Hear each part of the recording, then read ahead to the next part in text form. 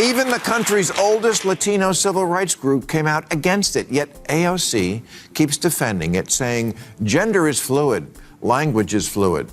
Yes, and Latino voters are fluid.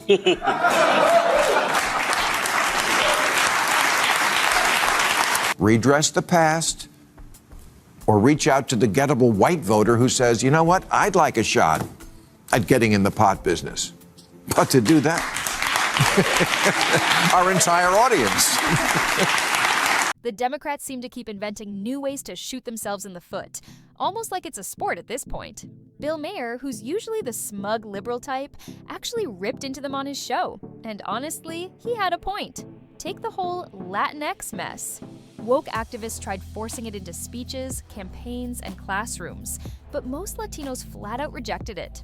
Polls showed they hated it, never used it, and even major Latino civil rights groups said no thanks. Still, AOC and her squad defend it like it's a battle worth losing elections over. Maher pointed out the obvious.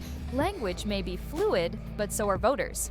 Latino communities that once voted solidly blue are flipping red because Democrats stopped focusing on their real concerns and started chasing Twitter trends. A prime example? A border district that was safely Democrat for decades suddenly went Republican because people felt abandoned. An 85% Latino congressional district on the border with Mexico, which had always voted heavily Democratic, flipped to the red team. And the campaign manager for the losing Democrat said, "We gave up a reliably Democratic congressional seat for no reason at all. We deserve to know why." Well, aside from your terrible attitude, I'm going to tell you why. Because these voters stopped seeing your candidate as their lawyer. That's the thing Bill Maher nailed perfectly. Voters want politicians to be their lawyers. They don't want some representative chasing hashtags or scoring points on Twitter. They don't want someone more concerned with correcting pronouns than fixing schools or keeping communities safe. And yet, Democrats just can't seem to wrap their heads around that. How out of touch do you have to be to keep pushing a word like Latinx when the very group it's supposed to uplift overwhelmingly rejects it?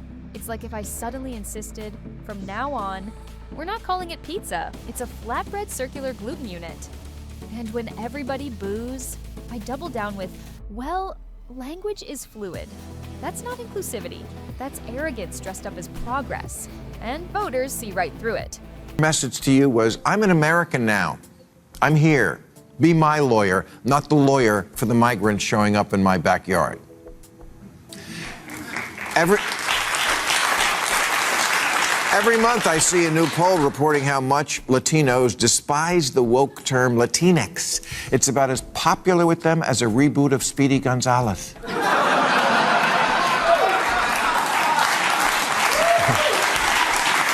That's why Trump, yes, Trump, the guy Democrats swore could never win minority voters, actually gained ground in Latino communities. Not because he became their champion, but because Democrats walked away from the role. When you stop acting like people's lawyer, they'll fire you and hire someone else. Simple as that. The country's oldest Latino civil rights group came out against it, yet AOC keeps defending it, saying gender is fluid, language is fluid. Yes, and Latino voters are fluid.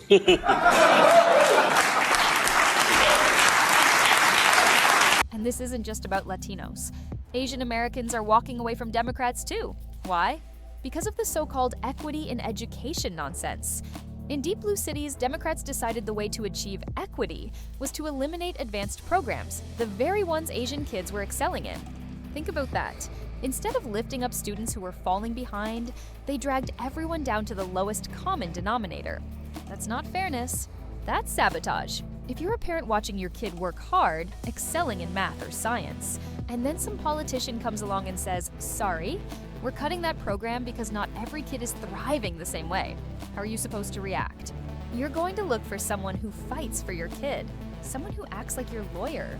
And more of them now than ever are identifying as Republican. So are Asian Americans, whose support for Democrats is down 16 points since the last election. A lot of that is because, in the name of achieving equity in schools, Democrats in deep blue cities have made it a mission to eliminate the advanced programs at which Asian kids excel. Asian parents said, Okay, I wish all kids well, not a racist, but I need someone who acts like my lawyer. And by the way, this doesn't just hurt Asian kids, it hurts every kid. Excellence inspires excellence. When you strip away the high achievers, you kill motivation across the board. Why should the average kid study harder if there's no standard to rise to? Why push themselves if the reward system has been flattened in the name of equity? It's a race to the bottom. And let's not even start on the pandemic school shutdowns. Parents were begging to get their kids back in classrooms, but Democrats kept siding with teachers' unions instead of families. And then they act shocked when parents start voting Republican. Like, what did you expect? If your kid comes home dumber than when they left, are you really going to keep voting for the people responsible? You're a parent and wanted schools to reopen a lot sooner than they did after COVID shutdowns, or think maybe your kid is getting a bad education partly because it's nearly impossible to fire a lousy teacher? Yeah, you're going to say, congratulations, teachers, you got yourself a good lawyer. The Democratic Party's always got your back, 100%. But I've noticed my kid is kind of an idiot. So I may be looking for new representation. Democrats keep pandering to tiny niche groups at the expense of the majority. Take student loan forgiveness. On the surface, it sounds compassionate. Cancel the debt, free up young people to chase their dreams, yada yada. But look deeper, and it's basically a slap in the face to working class voters who never went to college in the first place. Imagine you're a mechanic, a waitress, or a delivery driver. You never took on college debt. Maybe you even skipped college just to avoid it. And now Biden's telling you that your tax dollars are going to bail out someone who racked up $100,000 for a degree in gender studies. How's that fair? You worked. You sacrificed. And now you're subsidizing people who often end up making more than you anyway. That's not justice, that's buying votes. And voters are starting to notice. President Biden wants to cancel hundreds of billions of dollars in student debt. Okay, but the poorer 2/3 of American kids who don't get a college degree are going to say, why should the people who didn't go to college and make less money subsidize the people who did go and make more? You want me to chip in so some liberal arts college can build a bigger rock wall? You're not my lawyer. The same thing goes for these universal basic income experiments. Some cities are literally handing out free money to small groups of residents, sometimes even restricting it to LGBTQ+ participants. And look, I've got nothing against helping people in need. But when you single out one identity group for benefits, you're basically telling everyone else, sorry, you don't matter as much. Democrats have made pandering to the LGBTQ+ community their political love language. Every speech, every policy, every performative stunt feels laser-focused on that one block. And in the process, they're alienating everyone else, straight men and women, other racial groups, families struggling to make ends meet. And here's the political reality. Invisible voters don't stay loyal. They leave. Universal basic income probably sounds pretty good to a lot of people struggling without a college degree. And a number of cities have been running pilot programs in guaranteed income. But the West Hollywood program had to be suspended because it was unconstitutional. They set up a program where 25 residents were to get $1,000 for 18 months, but only if you identified as LGBT, the rest of that. Why? Because they need money more than any other people? Because no one in West Hollywood will hire a gay person? Here's the irony.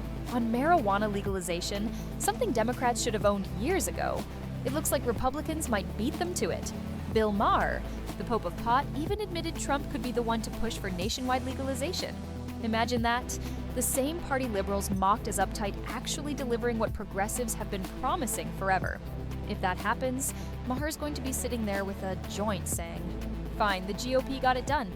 Talk about an identity crisis. And in 2020, Bernie Sanders said he would legalize marijuana on his first day as president, but that the business of selling pot would be awarded first to those who suffered most from the drug war. And you know what? I can't argue with that instinct. The drug war has been a horrendous instrument of prejudice and punishment for racial minorities. So it seems fair that they jumped the line for weed franchises the way Indians did for casinos. But it's also what's holding up Republican support for legalizing weed nationally, which would be good for everybody.